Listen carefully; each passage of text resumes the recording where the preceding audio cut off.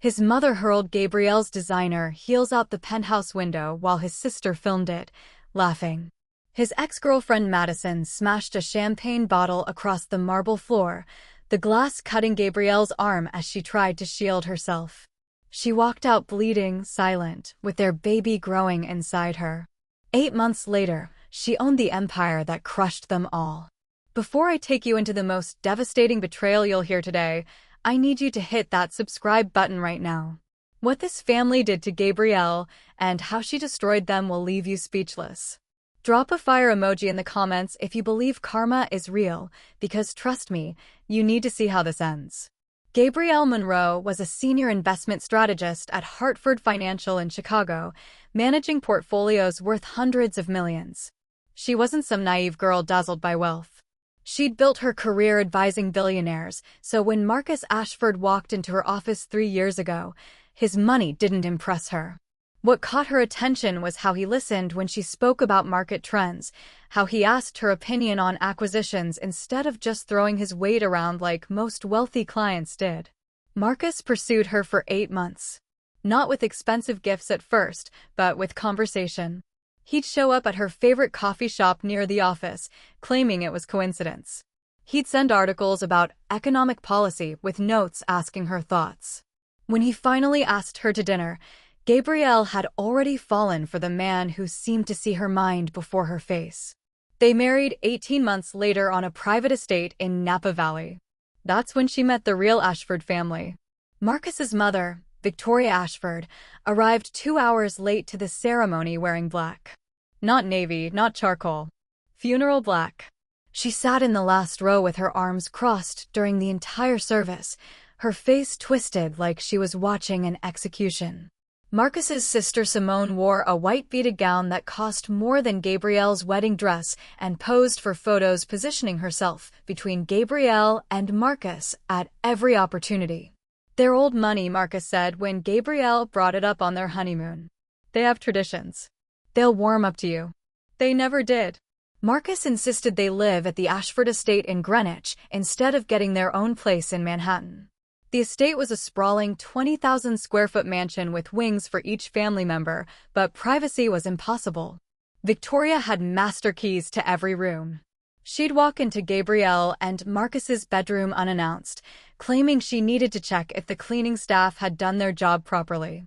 "This duvet is wrinkled," Victoria said one morning, standing at the foot of their bed while Gabrielle was still in her nightgown. "In this family, we maintain standards." Gabrielle worked from home most days, taking calls with clients in Asia and Europe from the small office Marcus had given her. Victoria would interrupt during video conferences, opening the door to ask loud questions about dinner plans or whether Gabrielle had seen the gardener. After the third time a client heard Victoria's voice in the background making a comment about urban music playing somewhere in the house, Gabrielle started taking calls from her car in the driveway. Simone was worse in different ways. She'd make comments that sounded like compliments, but left Gabrielle feeling stripped bare. "Your hair is so interesting today. What did you do differently?" when Gabrielle wore her natural curls instead of straightening them. "You're so confident wearing that color." "I could never pull off something so bold," when Gabrielle wore a red dress to a family dinner. Every comment was a small cut, designed to make Gabrielle question herself. But the real torture was Madison Pierce. Marcus's ex-girlfriend of 6 years, the woman he'd dated all through Harvard Business School and beyond. Her portrait still hung in the main hallway. A massive oil painting of her in a green evening gown, smiling like she owned the place. Because in many ways she had. Madison was Victoria's goddaughter. Their families had been intertwined for 3 generations. Victoria talked about Madison constantly. Madison always knew how to arrange flowers for the foyer. "These look so haphazard." Madison used to make the most wonderful poached salmon. "This is rather dry, don't you think?" Madison had such natural grace. She never had to think about which fork to use. Then Victoria started inviting Madison to family dinners. Marcus would come home and announce it casually. "Mom invited Madison tonight. She's going through a hard time with her divorce. Try to be welcoming." Gabrielle would sit at the massive dining table watching Madison and Victoria whisper to each other, watching Simone show Madison photos on her phone while Marcus ate silently and his father William read the financial news on his tablet, checked out from all of it. William was the only one who showed Gabrielle any kindness, but he was so beaten down by Victoria's constant criticism that he couldn't defend anyone, including himself. He'd catch Gabrielle's eye across the table sometimes when Victoria made a particularly cruel comment, and his expression would be apologetic, but he never said a word. Sunday dinners were mandatory. Victoria would seat Madison next to Marcus and Gabrielle on the opposite end of the table. The conversations were interrogations disguised as interest. "Tell us about your family, Gabrielle. What did your father do?" Victoria would ask, already knowing Gabrielle's father had been a public school teacher. How quaint. Manual labor is so important to society. When Gabrielle corrected her that teaching wasn't manual labor, Victoria would smile. "Of course, dear. I meant working class. We respect all forms of honest work here." Gabrielle stopped eating at Sunday dinners. Her stomach would be in knots by the time they sat down. She'd push food around her plate while Simone told stories about trips she and Madison used to take to Martha's Vineyard, while Victoria reminisced about Madison and Marcus's relationship like it was a golden age everyone mourned. Marcus never said anything. He'd sit there scrolling through his phone, occasionally laughing at whatever Simone said, completely disconnected from his wife's humiliation. When Gabrielle brought it up later in their room, he'd sigh. "You're being sensitive. They're just talking. Madison is part of the family history. That doesn't erase you." But it did. Week by week, comment by comment, Gabrielle felt herself disappearing in that house. She'd look in the mirror and barely recognize herself. She stopped wearing colors Victoria criticized. She straightened her hair more often. She started speaking less at dinners, then barely at all. The successful, confident woman who'd built a career on her sharp mind and bold recommendations was shrinking into someone small and quiet and acceptable. Then 7 weeks ago, Gabrielle's period didn't come. She took a pregnancy test in the guest bathroom on the East Wing where nobody went, hiding it at the bottom of the decorative trash can. Positive. She took 3 more over the next 2 days. All positive. She was carrying Marcus's child. For the first time in months, Gabrielle felt something other than dread. A baby would change things. Marcus would have to see her as his family now, not just his wife. This would make them real, permanent, undeniable. She planned an intimate dinner in their room, ordered his favorite meal from the restaurant where they'd had their first date, bought a small velvet box with the positive pregnancy test and a pair of tiny white baby shoes inside. But Marcus came home that evening and headed straight to the main dining room. "Family meeting," he called over his shoulder. "Mom called everyone. It's important." Gabrielle's hands went cold. Family meetings were never good news for her. She followed Marcus downstairs, still holding the velvet box in her blazer pocket. When she walked into the dining room, she saw Madison sitting in her usual chair, the one at Marcus's right side. Madison was wearing a cream silk dress that probably cost $5,000, her blonde hair perfectly curled, her smile sharp and triumphant. Victoria stood at the head of the table holding a champagne flute, her eyes bright with malicious joy. "We have wonderful news to share," she announced. "Marcus and Madison are reuniting. True love always finds its way back." The room tilted. Gabrielle looked at Marcus, waiting for him to tell his mother she was insane, that this was a sick joke. Instead, Marcus slid a manila envelope across the polished table toward Gabrielle. "Divorce papers." His voice was flat, rehearsed, like he'd practiced this. "This marriage was a mistake. Madison and I have history, real compatibility. You were a phase I needed to get through. We're done." Gabrielle couldn't breathe. She opened her mouth, but no sound came. Victoria actually clapped her hands together, the champagne sloshing in her glass. "Oh, thank God. Let's be honest, Gabrielle, you were never quite right for our family. Too different.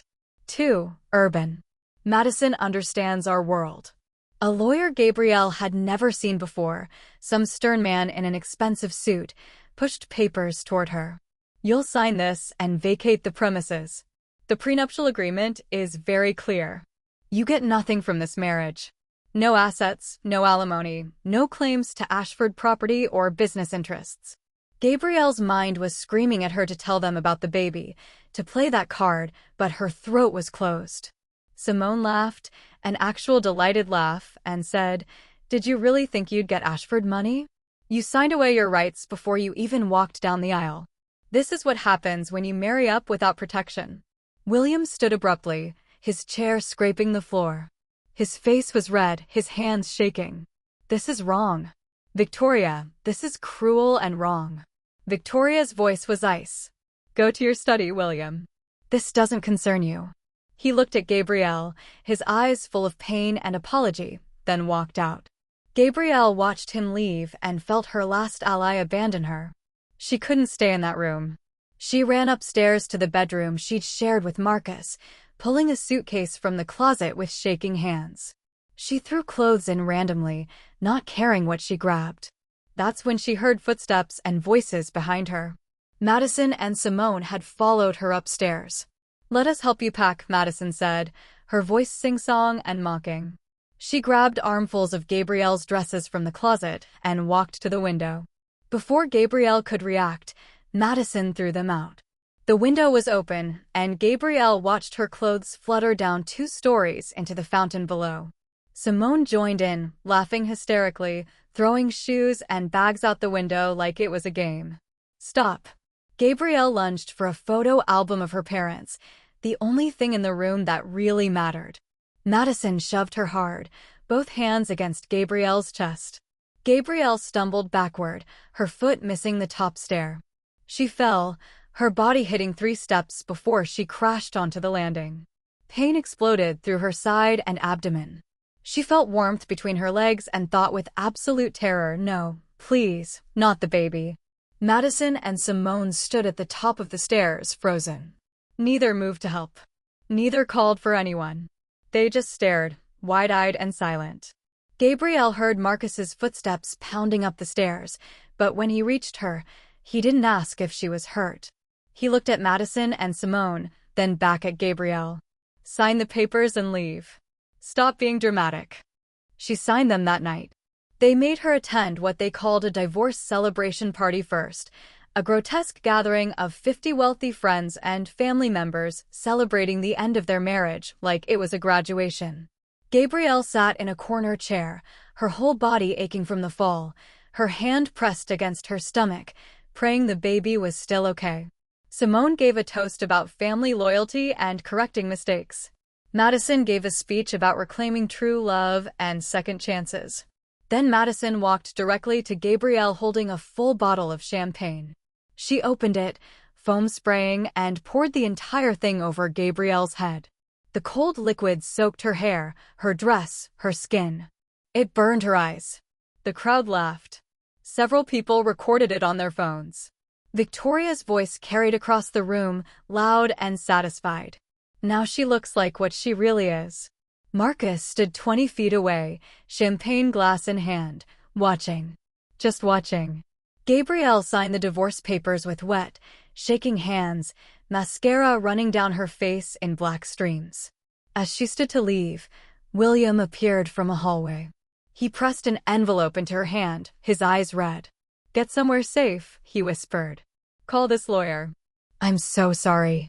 Inside the envelope was $8,000 in cash and a business card for Lawrence Chin, a lawyer specializing in corporate investment law. Gabrielle took a taxi straight to Northwestern Memorial Hospital. The emergency room doctor, a kind woman with gray hair, examined her carefully. "The baby is okay," she said gently. "But you need bed rest and you need to avoid stress. These bruises on your back and arms, how did you get them?" "I fell," Gabrielle said. "Would you like me to document this?" "For legal purposes." Gabrielle shook her head. She didn't want anything from the Ashfords anymore. Not justice, not money, not acknowledgement. She wanted to disappear and rebuild herself where they'd never find her. If you're still watching, drop a comment right now telling me what you would have done in Gabrielle's position. And make sure you're subscribed because the second part of this story will blow your mind. Hit that like button if you believe in comebacks, because Gabrielle's revenge is just beginning.